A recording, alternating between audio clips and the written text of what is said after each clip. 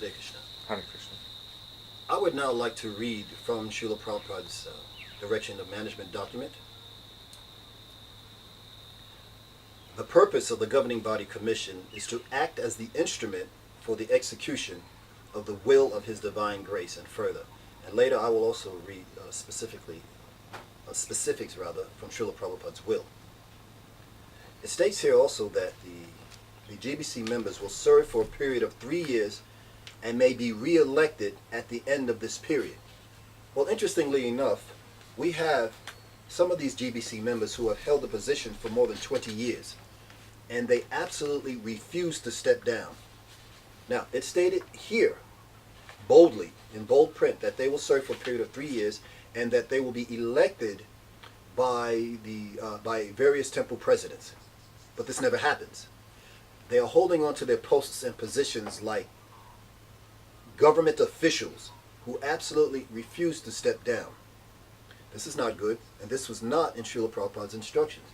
So then the question is, why are they holding on to their posts? Now, I can speculate and give reasons as to why I think that is so, and I will. But for the moment, let me continue.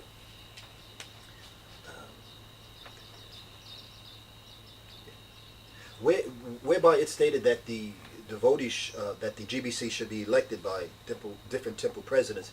Again, I say interestingly that many temple presidents are unaware of this document. They had no idea that it even existed. So if they have no idea that it exists, that means that those in power, these GBC members, they can hold their positions for years. But if you consider why someone would want to hold on to their post for so many years, again, as I said earlier, I can speculate, and one of the reasons is the perks that they get. For example, some of these members, sannyasis, gurus, they travel the world. They fly to different countries. They eat well. They live a lavish lifestyle, and they're supposed to be renounced personalities. In fact, there is one GBC member, sannyas, here in Australia. What is his name? This Ramai Swami. He has been known to visit movie theaters. He's been known to go to movie houses. Now, some may say, Abhilasa, this is blasphemous. You should not speak these sort of things about certain personalities. Well, I disagree. And I'll tell you why I disagree. Because what I'm stating is fact.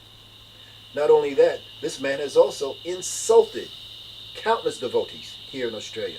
Countless devotees, as he has insulted and offended them. Yet, had the GBC pulled them back and said, hold on, what you're doing is wrong, you should not do this. No. You should go and make amends by offering obeisances and apologies. No, he doesn't apologize. So one has to ask, well, why is he still the GBC member? Why is he still in charge when he has offended so many people? But many devotees don't ask these questions. And those that do, as I stated earlier, when they write different gurus and sannyas persons who are supposed leaders of the ISKCON society, their queries are not even answered. It's as though they never asked the question. Now, again, some devotees may say, well, you're being blasphemous against, gurus and sannyasis, and you shouldn't do that.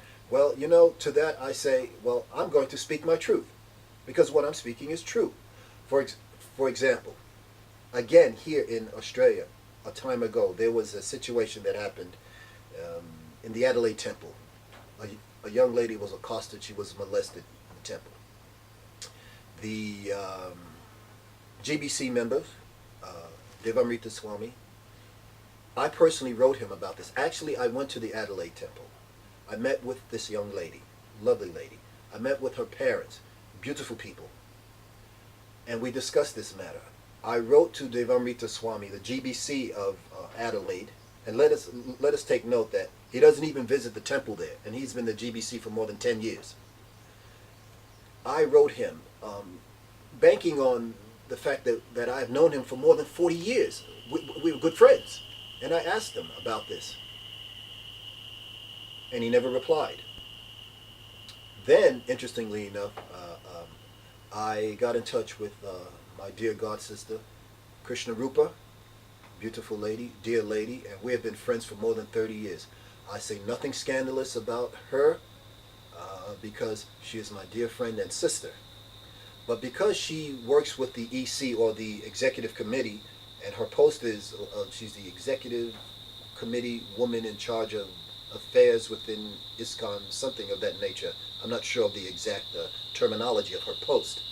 And I asked her about this situation and what could be done, since she's the woman in charge of women affairs. And I was shocked when she told me that she couldn't do anything about it. And I said, well, why not? She said, because the GBC authority will not allow her to come to Adelaide and investigate the situation. And I said, well, hold on a second. These men are telling you not to get involved in this situation? She said, yes. And then, admittingly, my mood changed, and I became a bit more passionate, and the tone of my questioning her upset her, and she felt offended. I did not mean to do that, and I apologized to her profusely because she is my dear sister and I respect her. But her position on this matter, I cannot respect. And then she said, well, I don't have the funds to come to Adelaide. I said, well, no problem. I will give you a return ticket. I will pay for it myself. At which point she refused, and in my opinion, my humble opinion, she became defensive. Now, Krishna Rupa, this is to you personally. You know what I'm saying is true. And you know that I did not mean to offend you, and I would never do that. And I am sorry that I did and that you were upset by my words. But I have to speak the truth. You are in charge of the affairs within ISKCON for women, and as such, you couldn't even go to visit this family and discuss this situation. Sad indeed. However, I do know that that Krishna Rupa did call the lady, but this was after the fact. Now, after the fact, by phone, really has no relevance, nor does it have potency to change a victim's mind, heart, and consciousness.